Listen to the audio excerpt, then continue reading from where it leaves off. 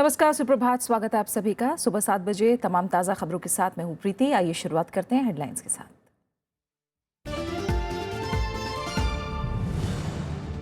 Supreme court ने अरुणाचल मामले को बताया गंभीर। केंद्र से राष्ट्रपति शासन लगाने की पूछी वजह।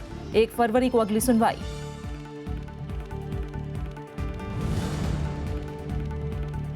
रोहित वेमुला के आत्महत्या मामले में विश्वविद्यालय के SC/ST शिक्षक आज से भूख हड़ताल पर। जेएनयू में भी 9 छात्रों ने लगाया उत्पीड़न का आरोप।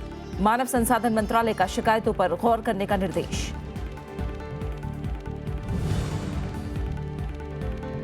झारखंड के पलामू में बारूदी सुरंग विस्फोट में 6 पुलिसकर्मी शहीद, 6 जख्मी। दंतेवाड़ा में कांग्रेसी नेताओं की हत्या में शामिल 3 नक्सली ढेर।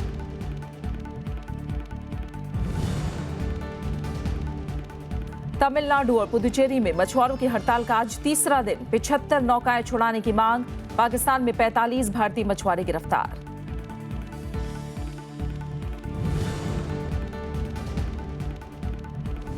और ऑस्ट्रेलियन ओपन के फाइनल में सानिया मिर्जा और मार्टिना हिंगिस की जोड़ी। शुक्रवार को फाइनल मुकाबला। निशानेबाज हिना सिंधु ने हासिल किया रियो ओलंपिक का टिकट।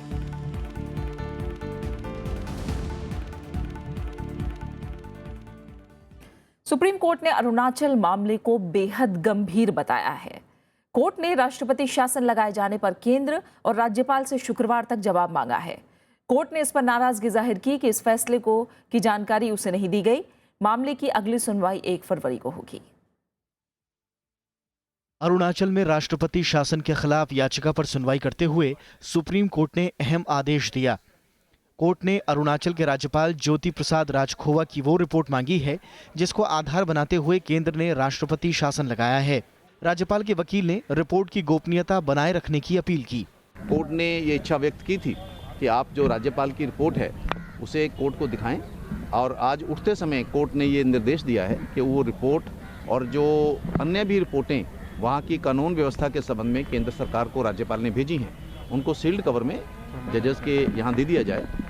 कांग्रेस की याचिका में राष्ट्रपति शासन लगाए जाने का विरोध किया गया है। याचिका में कहा गया है कि इसमें राज्य की जनता परेशान है। कांग्रेस ने देशव्यापी प्रदर्शन की चेतावनी भी दी है। This shows the sinister design of Narendra Modi government to dislodge duly elected Congress constitutionally elected Congress government in the north eastern state. They wanted to test as Arunachal as a first case. Arunachal में राजनीतिक संकट 16 दिसंबर से चल रहा है। कांग्रेस के 21 और बीजेपी के 11 सदस्यों ने 2 निर्दलीय विधायकों के साथ अस्थायी स्थान पर सत्र कर विधानसभा अध्यक्ष नबाम रेबिया पर महाभियोग चलाया। एक दिन बाद बीजेपी और कांग्रेस के बागी विधायकों ने मुख्यमंत्री नबाम तुकी की जगह एक असंतुष्ट कांग्रेस विधायक को नेता चुन लिया। बाद में गुवाहाटी हाईकोर्ट ने इन फैसलों पर रोक लगा दी। अरुणाचल प्रदेश के सियासी संकट का समाधान अब सबको सुप्रीम कोर्ट के दरवाजे से ही निकलता हुआ नजर आ रहा है।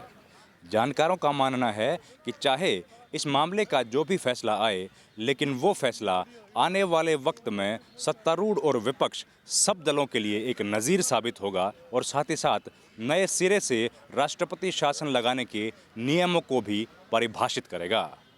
दिल्ली से कैमरामैन ओम प्रकाश के साथ रविंद्र सिंह शोराण, राज्यसभा टीवी। और इस पूरे मसले पर अरुणाचल प्रदेश के पूर्व मुख्यमंत्री नबाम तुकी ने राज्यसभा टीवी से खास बात की। सरकार की ओर से बयान ये आ रहे हैं कि 6 महीने की जो एक प्रोसीडिंग होती है, विधानसभा की 2 प्रोसीडिंग्स के बीच में डिफरेंस होता है, उसका टाइम ज़्यादा हो चुका था और सरकार वहाँ पर उस प्रोसीडिंग्स को पूरा नहीं कर पा रही थी, इसीलिए वहाँ पर संवैधानिक संकट था। उसका ये इस बात का है कि 6 महीना पूरा होने से पहले हम लोगों ने सेशन बुलाया था और उस सेशन को जो 14 जनवरी तो 18 जनवरी तक के लिए बुलाया था। उसमें गवर्नर ने अप्रूवल दिया और नोटिस भी इशू हो गया था, लेकिन सडनली हमारा गवर्नर साहब दिल्ली आने के बाद वापस आके उसको प्रीपोन किया गया है। बिना हमसे काउंसिल मिनिस्टर से पूछे वो प्रीपोन कर दिया, 16 जनवरी से 16 दिसंबर कर दिया। तो उसी में वो जो बिजनेस एडवाइजरी कमेटी का भी काम गवर्नर ने कर दिया। भाई फिक्सिंग है agenda item, first agenda item for removal of speaker. आपकी विरोधी पार्टियां ये भी कह रही हैं कि वहाँ पे आपकी सरकार अल्पमत में आ गई थी। सबसे पहले तो गवर्नर कोई किसी ने कंप्लेन दिया, वो कंप्लेन का अनुसार पर हमको कहना चाहिए था कि आपका सरकार के बारे में, पार्टी के बारे में कुछ कंप्लेन मिला है। तो कंप्लेन तो बीजेपी लोगों ने दिया, 11 बीजेपी लोगों ने कंप्लेन दिया कि उसके पास मेजॉरिटी नहीं है।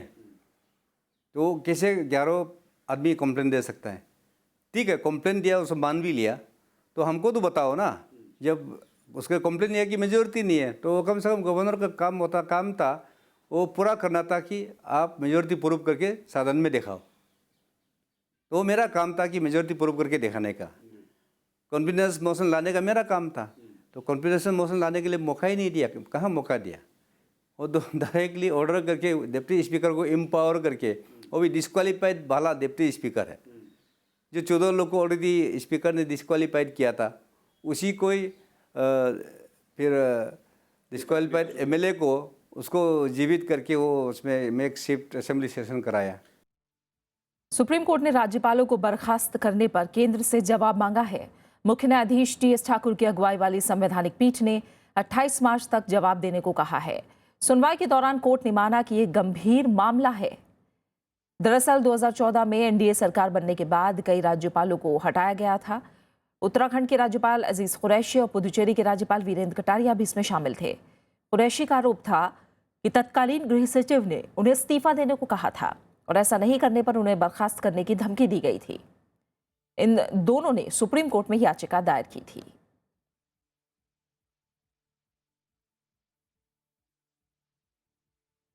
दिल्ली के जवाहरलाल नेहरू विश्वविद्यालय में 9 और दलित छात्रों ने विश्वविद्यालय प्रशासन पर जातिगत भेदभाव का आरोप लगाया है। इससे पहले एक दलित छात्र ने कुलपति को चिट्ठी लिखकर खुदकुशी की धमकी दी थी। इधर यूनिवर्सिटी के CIPOD की बैठक में कई सिफारिशें की गई और छात्रों के सभी मुद्दे सुलझाने का फैसला किया गया। इस बैठक में स्कूल ऑफ इंटरनेशनल स्टडीज की डीन अनुराधा चिनॉय मौजूद थी। उधर नवनियुक्त VC जगदीश कुमार ने कहा है कि मामले पर विचार किया जा रहा है और छात्रों को शिक्षा पूरी करने के लिए वो पूरी मदद करेंगे। इस बीच मानव संसाधन विकास मंत्रालय ने JNU प्रशासन को खुदकुशी की धमकी देने वाले दलित छात्र की शिकायतों पर गौर करने के निर्देश दिए हैं।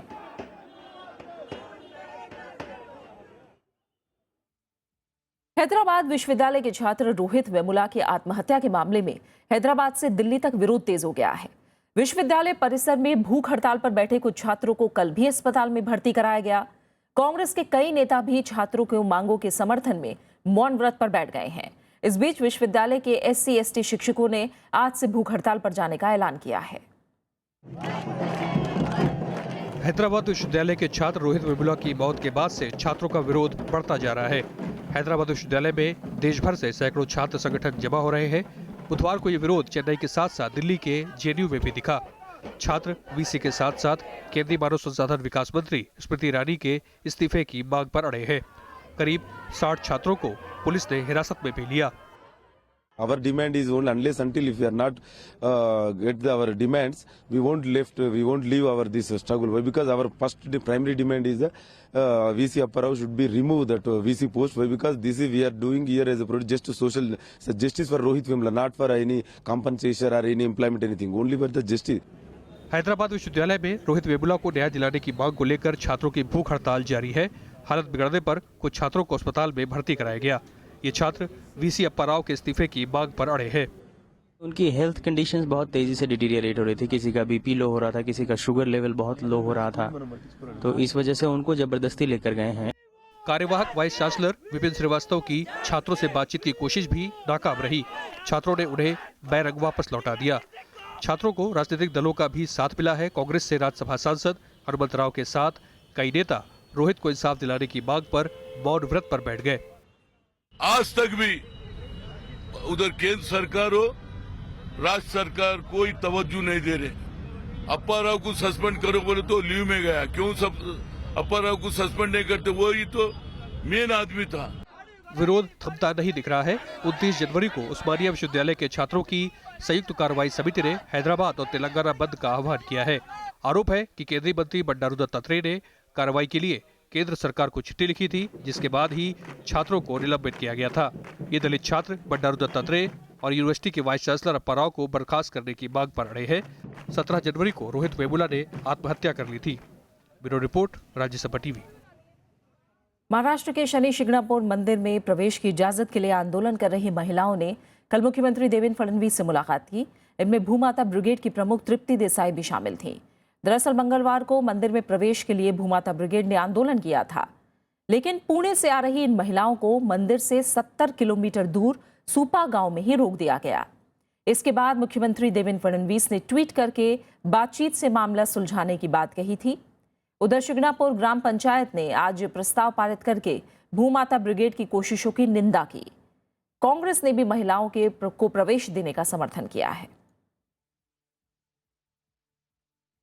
महाराष्ट्र में जितनी भी ऐसी मंदिरें हैं, भारत में ऐसे जितनी भी रिलीजन की मंदिरें हैं जहाँ पे महिलाओं का प्रवेश निषिद्ध है, वहाँ पे आप सभी जगह ऐसा एक कायदा बनाइए। उसके लिए आप प्राइम मिनिस्टर को भी खत लिखिए और जो हमारी मांग है वो बताइए। तो सीएम ने कहा है कि हम जरूर करेंगे। महाराष्ट्र सरकार को गंभीर संज्ञान लेना चाहिए और सुनिश्चित करना चाहिए कि वो महिला हो या पुरुष, उनके अधिकारों की रक्षा होनी चाहिए।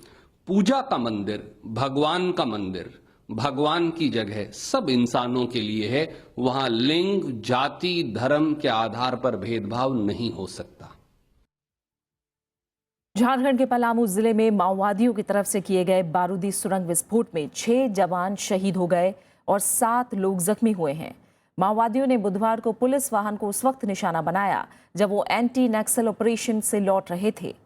घटना के बाद नक्सलियों और पुलिस के बीच करीब 2 घंटे तक मुठभेड़ हुई। आला पुलिस अधिकारी मौके पर पहुंच गए हैं। घायलों का डाल्टनगंज अस्पताल में इलाज चल रहा है।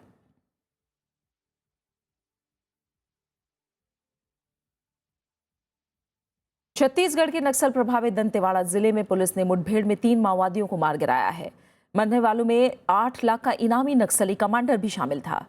पुलिस को इलाके में माओवादियों के होने की खुफिया जानकारी मिली थी, जिसके बाद एक टीम को जंगल की ओर भेजा गया था, जहां ये मुठभेड़ हुई। तीनों नक्सलियों पर 2013 में झीरम घाटी में कांग्रेस की परिवर्तन यात्रा पर हमले में शामिल होने का आरोप है। इस हमले में पूर्व केंद्रीय मंत्री विद्याचरण शुक्ल समेत 30 से ज्यादा कांग्रेसी नेताओं की हत्या कर दी गई थी।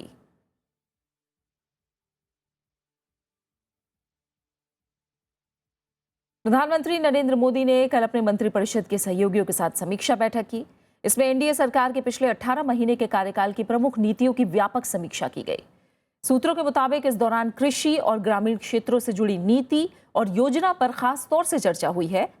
बैठक में केंद्रीय मंत्री अरुण जेटली, वेंकैया नायडू, मनोहर पर्रिकर, सुषमा स्वराज और नितिन गडकरी शामिल थे।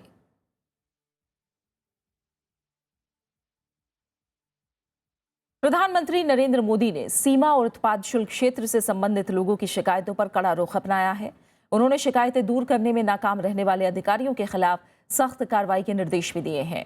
प्रधानमंत्री ने ये निर्देश वीडियो कॉन्फ्रेंसिंग के जरिए प्रगति 9वीं बैठक की अध्यक्षता के दौरान दिए। पीएमओ ने एक बयान में बताया कि प्रधानमंत्री ने सभी सचिवों से कहा कि शिकायतों पर तुरंत शीर्ष स्तरीय निगरानी व्यवस्था कायम की जानी चाहिए। प्रधानमंत्री ने सड़क, रेल, कोयला, बिजली और नवीकरणीय ऊर्जा के क्षेत्र में प्रगति की समीक्षा की।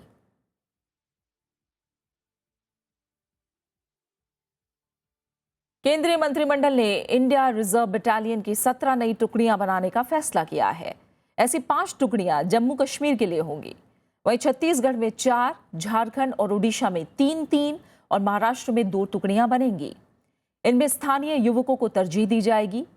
कैबिनेट ने राष्ट्रीय अनुसूचित जाति वित्त और विकास निगम में पूंजी 1000 करोड़ से बढ़ाकर 1200 करोड़ रुपए करने का फैसला भी किया।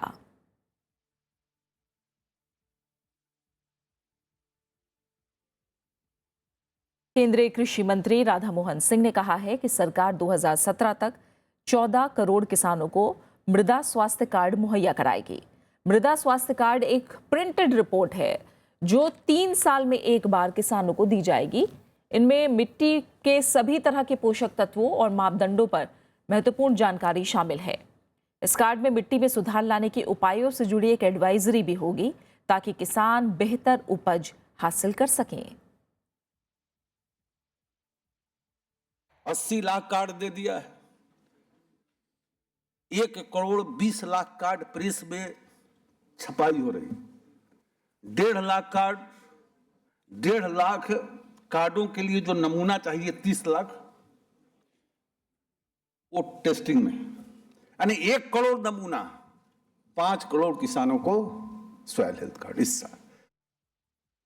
फिलहाल एक छोटे से ब्रेक के लिए रुक रहे हैं, आप बने रहिए हमारे साथ।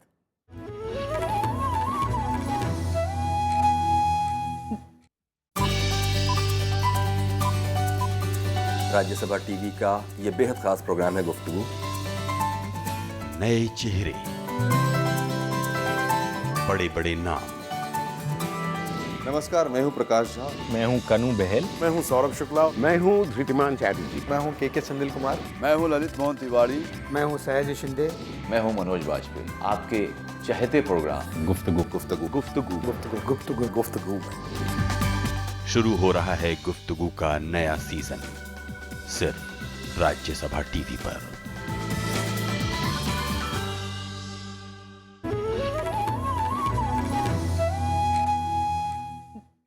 राजधानी दिल्ली में फिर से कचरे का अंबार लगने वाला है। वेतन न मिलने से नाराज निगम के करीब 1 लाख कर्मचारी कल से 3 दिन की हड़ताल पर चले गए हैं। उधर दिल्ली हाईकोर्ट ने दिल्ली सरकार, नगर निगम और केंद्र को नोटिस जारी करके वेतन भुगतान में देरी पर जवाब मांगा है। दिल्ली में तीनों निगमों के कर्मचारियों ने बुधवार को मुख्यमंत्री अरविंद केजरीवाल के घर के बाहर प्रदर्शन किया। कर्मचारी जंतर मंतर पर भी जमा हुए और बकाया वेतन की मांग की। इस बार हड़ताल में सफाई कर्मचारियों के साथ डॉक्टर, इंजीनियर और नर्स भी शामिल हैं। लिहाजा कचरा उठाने के साथ दूसरी सेवाओं पर भी असर पड़ सकता है। कर्मचारियों को 4 महीने से वेतन नहीं मिला है। सिर्फ सफाई कर्मचारियों की 1 महीने की तनख्वाह भेजकर बोल देते हैं हमने सारे कर्मचारियों की तनख्वाह दे दी, जबकि निगम में 14-15 जो संगठन, मजदूर संगठन काम कर रहे हैं सभी विभागों के, उन सबकी सैलरी 4-4 महीने से 5 महीने से दी गई है। सरकार और निगम के बीच वेतन भुगतान को लेकर खींचतान हमेशा सामने आती रही है। दोनों ही पक्ष हड़ताल के लिए एक दूसरे को जिम्मेदार ठहरा रहे हैं। 15 जनवरी को मुख्यमंत्री के साथ एमसीडी के 3 कमिश्नरों की मीटिंग थी। मिनट्स ऑफ मीटिंग मौजूद हैं, उनके दस्तखत मौजूद हैं, जहां पे उन्होंने कहा कि नॉन प्लान फंड, जिसमें से सारी सैलरीज दी गई है, उस नॉन फंड का 1 रुपया भी बकाया नहीं है, पैसे दिए जा चुके हैं। निगम कर्मचारियों की हड़ताल पर अब दिल्ली हाईकोर्ट ने भी सख्त रुख दिखाया है। कोर्ट ने बुधवार को केंद्र के साथ राज्य सरकार और निगम को नोटिस जारी करके 2 फरवरी तक जवाब मांगा है। विपिन चौहान, राज्यसभा टीवी। दिल्ली सरकार पर सीएनजी सिलेंडर घोटाले में शामिल होने का आरोप लगा है। आम आदमी पार्टी से टूटकर बनी आम आदमी सेना ने मंगलवार को दिल्ली में सीएनजी सिलेंडर की अवैध बिक्री से जुड़ा स्टिंग ऑपरेशन दिखाया। स्टिंग ऑपरेशन के जरिए दावा किया गया है कि मुख्यमंत्री अरविंद केजरीवाल ने घोटाले की जानकारी के बावजूद कोई कार्रवाई नहीं की। आम आदमी पार्टी ने आरोपों का जवाब नहीं दिया है। केंद्र सरकार की एजेंसी इसको ये कंप्लेंट प्लेट दे सकती है, तो मायापुरी के अंदर जो सिलेंडर है वो सारे दिल्ली सरकार के इंडोर्समेंट किए हुए हैं, क्योंकि पुराने सिलेंडर गाड़ियों के नंबर के लिखे हुए उतरे हुए सिलेंडर हैं। 800 गाड़ियां कटी हैं। इसका मतलब सुप्रीम कोर्ट कहती है कि मायापुरी में 1 गाड़ी नहीं कटेगी। 800 सिलेंडर कहां से आ गया? उत्तर प्रदेश में अगले साल होने वाले विधानसभा चुनाव के मद्देनजर राजनेताओं के बुंदेलखंड दौरे तेज हो गए हैं और इसी क्रम में कल उत्तर प्रदेश के मुख्यमंत्री अखिलेश यादव ने सूखे की मार झेल रहे बुंदेलखंड का दौरा किया।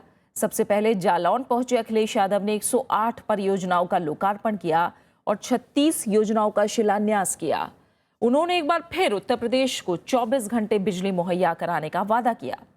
इससे पहले पिछले हफ्ते कांग्रेस उपाध्यक्ष राहुल गांधी ने भी बुंदेलखंड का दौरा किया था।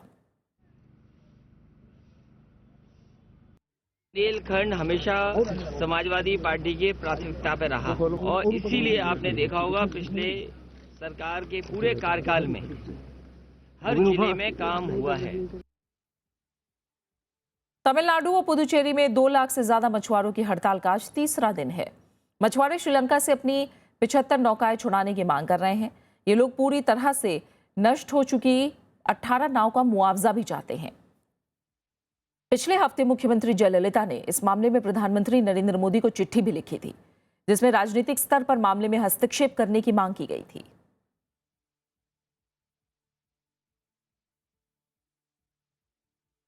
इस्लामाबाद हाईकोर्ट ने 26/11 हमले से जुड़ी सुनवाई में पाकिस्तान सरकार की 2 याचिकाओं को खारिज कर दिया है। याचिका में हमले के मास्टरमाइंड लश्कर-ए-तैयबा के कमांडर ज़कीउर रहमान लखवी के साथ 6 और लोगों की आवाज के नमूने लेने की मांग की गई थी ताकि उन्हें भारत की तरफ से मिले नमूनों से मिलाया जा सके। इससे पहले सितंबर 2012 में भी कोर्ट दोनों याचिकाओं को खारिज कर चुका था।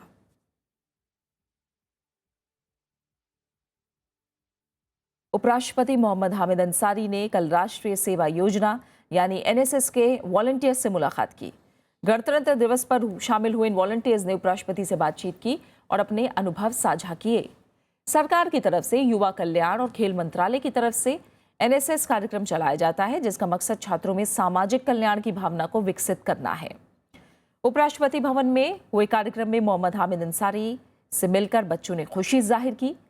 वहीं उपराष्ट्रपति ने बच्चों को उनके उज्जवल भविष्य के लिए शुभकामनाएं भी दी।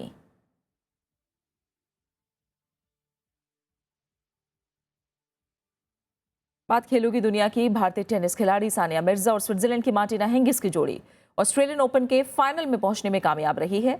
साल के पहले ग्रैंड स्लैम के सेमीफाइनल में इस जोड़ी ने जर्मनी की जूलिया जॉर्जिस और चेक गणराज्य की कैरोलिना लिस्वोका को सीधे सेटों में 6-1, 6-0 से हरा दिया।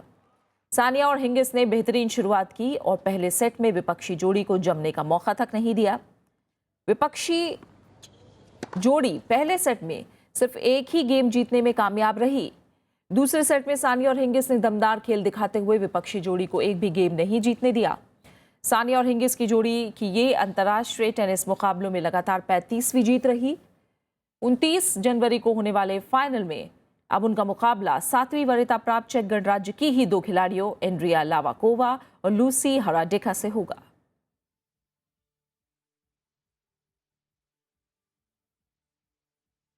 निशानेबाज हिना सिद्धू ने रियो ओलंपिक के लिए टिकट हासिल कर लिया है। दिल्ली के doctor Karni Singh shooting range में एशिया ओलंपिक क्वालिफाइंग निशानेबाजी चैंपियनशिप की 10 मीटर एयर पिस्टल स्पर्धा में बुधवार को स्वर्ण पदक पर निशाना साधते हुए ओलंपिक का टिकट हासिल किया। सिद्धू ओलंपिक के लिए कोटा हासिल करने वाली 9वीं भारतीय निशानेबाज हैं। सिद्धू ने अच्छी शुरुआत करते हुए कुल 387 के स्कोर के साथ क्वालिफाइंग में पहला स्थान हासिल किया, जिसमें दूसरे और तीसरे सीरीज में लगातार 96 के स्कोर शामिल थे।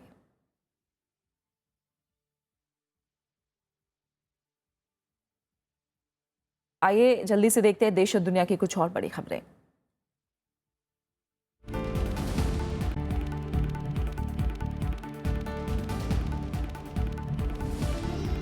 सामुदायिक सुरक्षा व्यवस्था पर आयोजित नेशनल कॉन्क्लेव में उन्होंने कहा कि जनता के साथ बेहतर संवाद स्थापित करना ही बेहतर पुलिसिंग है।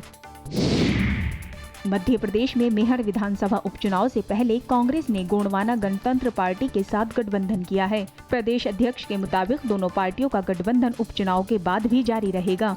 यहां 13 फरवरी को वोट डाले जाएंगे।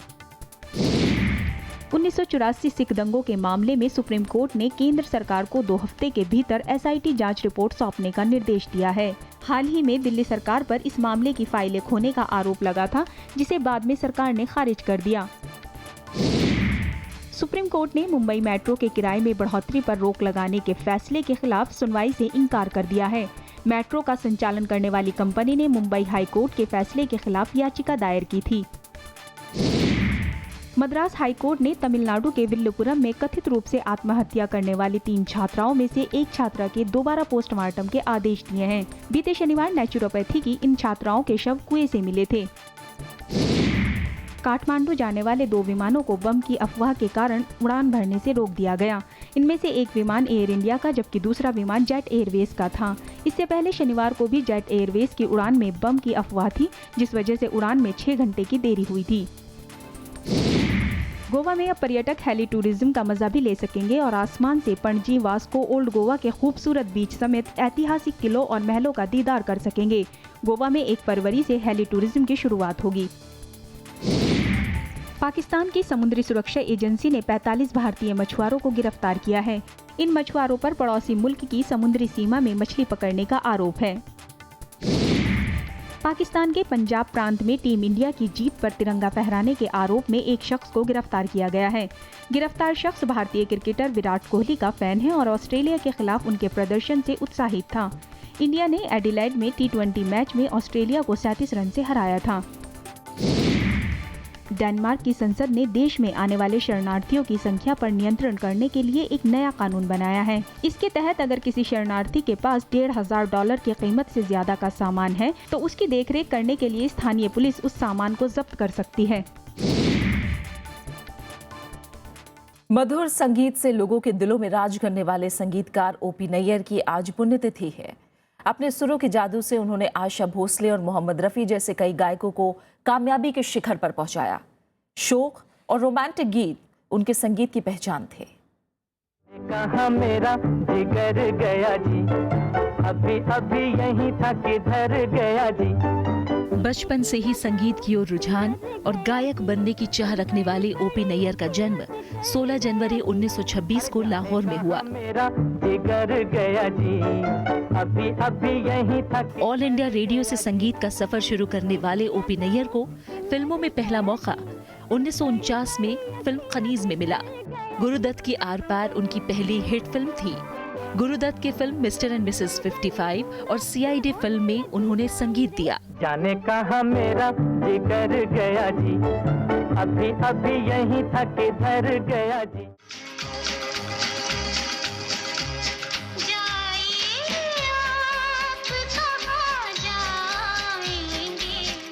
मेरे सनम फिल्म से उनके संगीत ने नई ऊंचाइयों को छुआ। जाइए आप कहाँ जाएंगे और पुकारता चला हूँ मैं जैसे गाने आज भी लोग गुनगुनाते हैं। पुकारता चला हूँ मैं गली गली बहार की। ओपी नैयर के संगीत और शमशाद बेगम, गीता दत्त, आशा भोसले और मोहम्मद रफ़ी की आवाज ने एक से बढ़कर एक हिट गीत दिए।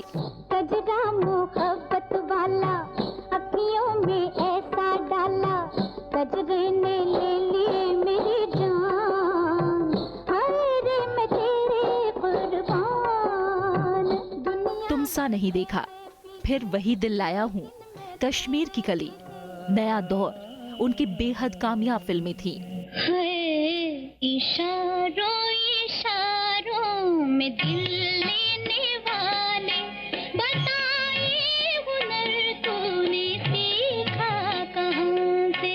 निगाहों निगाहों में जादू चला। जनवरी 2007 में ओपी नैयर साहब ने दुनिया को अलविदा कह दिया। मेरा प्यार वो है कि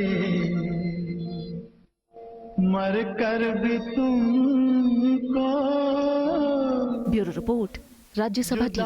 अपनी बाहों से होने न देगा, मिली मुझको जन्नत तो जन्नत के बदले खुदा से मेरी जान तुम्हें मांग ले। आखिर में एक नजर हेडलाइंस पर। सुप्रीम कोर्ट ने अरुणाचल मामले को बताया गंभीर, केंद्र से राष्ट्रपति शासन लगाने की पूछी वजह, 1 फरवरी को अगली सुनवाई। रोहित वेमुला के आत्महत्या मामले में विश्वविद्यालय के SC/ST शिक्षक आज से भूख हड़ताल पर। JNU में भी 9 छात्रों ने लगाया उत्पीड़न का आरोप, मानव संसाधन मंत्रालय का शिकायतों पर गौर करने का निर्देश। झारखंड के पलामू में बारूदी सुरंग विस्फोट में 6 पुलिसकर्मी शहीद, 6 जख्मी। दंतेवाड़ा में कांग्रेसी नेताओं की हत्या में शामिल 3 नक्सली ढेर। तमिलनाडु और पुदुचेरी में मछुआरों की हड़ताल का आज तीसरा दिन, 75 नौकाएं छुड़ाने की मांग। पाकिस्तान में 45 भारतीय मछुआरे गिरफ्तार। और ऑस्ट्रेलियन ओपन के फाइनल में सानिया मिर्जा और मार्टिना हिंगिस की जोड़ी, शुक्रवार को फाइनल मुकाबला। निशानेबाज हिना सिद्धू ने हासिल किया रियो ओलंपिक का टिकट। और फिलहाल इस बुलेटिन में इतना ही। आगे आप देश देशांतर। नमस्कार।